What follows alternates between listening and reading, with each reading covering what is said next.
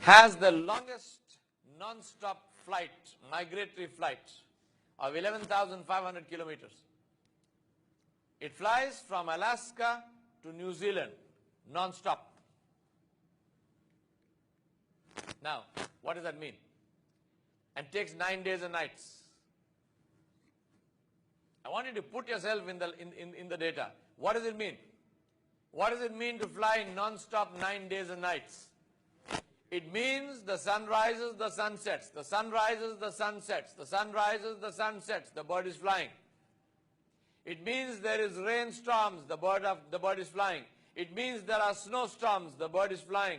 It means there are cities underneath, the bird is flying. It means there are oceans underneath, the bird is flying. It means there are deserts and forests underneath, the bird is flying. It means there is no food, no water. It doesn't eat, it doesn't drink, it doesn't sleep for 9 days and 9 nights.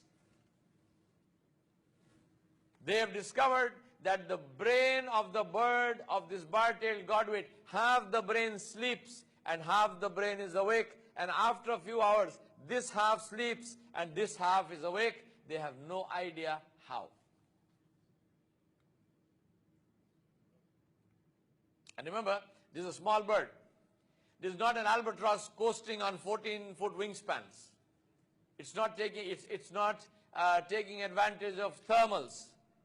It's beating its wings for 11,500 kilometers. Ajib, eh? That's the map of from where it goes to where, and that's a flat. If you look at it on the globe, it's like that.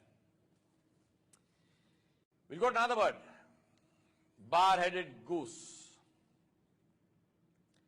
Bar-headed geese take off from Alaska. They go straight up. They hit the jet stream current at 33,000 feet, and they go. And they fly in the jet stream current for the same reason that your intercontinental airliners fly in the jet stream current, to take advantage of the force of the wind, the fast-flowing wind that circles the earth. Who taught the bar-headed geese that there is the jet stream current? What about the jet stream current? You know what about the jet stream current? The temperature in the jet stream is minus 59 degrees Celsius. Take the same bar-headed goose, say Bismillah, Allahu Akbar, and put it in your freezer at minus 6, it freezes. The same bird flies at minus 59 degrees Celsius. The amount of oxygen at that height is almost non-existent. And you know what they found? They say that bar-headed geese actually breathe more efficiently in low oxygen atmospheres. What are they saying? They're saying the bird breathes better when there is no air. Ajib, eh? What's the question to ask? Why? Why? If you were the creator of birds, where would you put their food? If you were the creator of fish, where would you put their food? Allah subhanahu wa ta'ala put the food of birds, not aquatic birds. Birds which are not water birds, He put their food inside the water.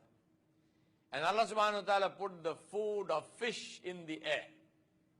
The archer fish shoots down insects from trees and eats them. The kingfisher catches fish, and the kingfisher cannot swim.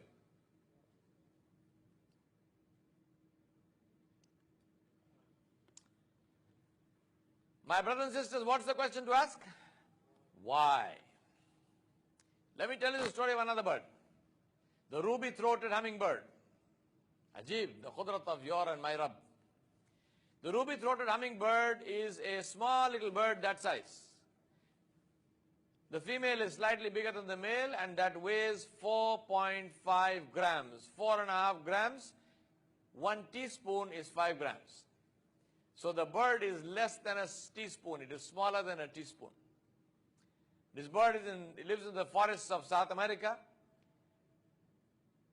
In a previous incarnation, when I used to live in Guyana, I have seen this bird in the rainforests, Amazonian rainforests. It looks like a moth. The first time I saw it, I thought it was a moth because it buzzes, literally buzzes. It beats its wings at more than 1,000 RPM. And it is the only bird which can actually fly backwards. So it flies upwards, backwards, up and down like that because it lives on nectar from flowers. So it puts its beak into the flower and drinks nectar and flies backwards out of the flower. Now, this bird migrates and it flies across the Gulf of Mexico. It migrates from South America to North America to the bank of the Mississippi River. Part of that migration, the whole migration route is 2,000 kilometers. Part of that migration route is clear across the Gulf of Mexico, a distance of 600 miles. It takes 26 hours to cover 600 miles. It's not a water bird. If it lands in the water, it becomes fish food.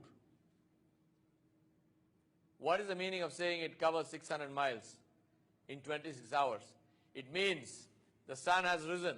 This little bird that size is flying across the open ocean.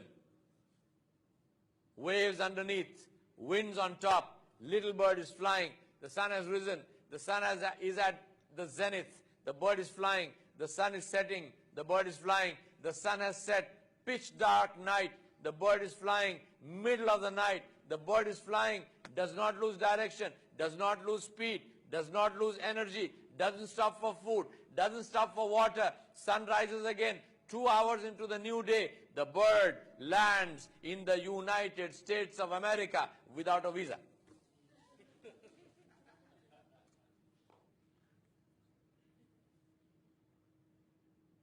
Little bird that size, think about that. Pitch dark night, this bird is flying. Who shows it direction? Who ensures that this bird continues to fly? Who ensures that this bird is held up in the air? Who ensures the bird is supported in its flight? Butterflies, purple crow butterflies in Taiwan in the winter, they migrate 400 kilometers. A butterfly flies 400 kilometers. How many of them? They measured them. 11,500 butterflies per minute cross the highway. This is Allah subhanahu wa ta'ala, who is Razzaqu dhul quwwatil mateen. He cannot give food to that little bird in South America in the middle of the rainforest. He needs to make it migrate all the way up to the bank of the Mississippi. He cannot feed the bar-tailed godwit in Alaska. He needs to send it down to New Zealand to eat. What do you think? So what's the question to ask? Why? And the answer is so that we understand the tafsir of his kalam, where he said, أَوَلَمْ يَرَوْا إِلَى الطَّيْرِ فَوْقَهُمْ صَافَّاتٍ وَيَقْبِضْنَ مَا يُمْسِكُهُنَّ إِلَّا الرَّحْمَنُ إِنَّهُ بِكُلِّ شَيْءٍ بَصِيرٌ. Pity on us that we teach the tafsir of the kalam of Allah subhanahu wa ta'ala as if there is no creation. And pity on the atheistic scientists who research in the kainat of Allah subhanahu wa ta'ala as if there is no Allah. Pity on both of them.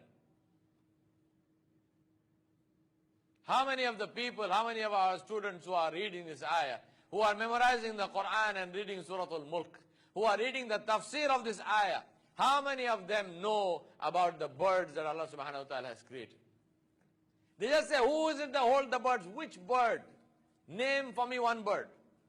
Tell me something about that bird. Zero. How will you be energized?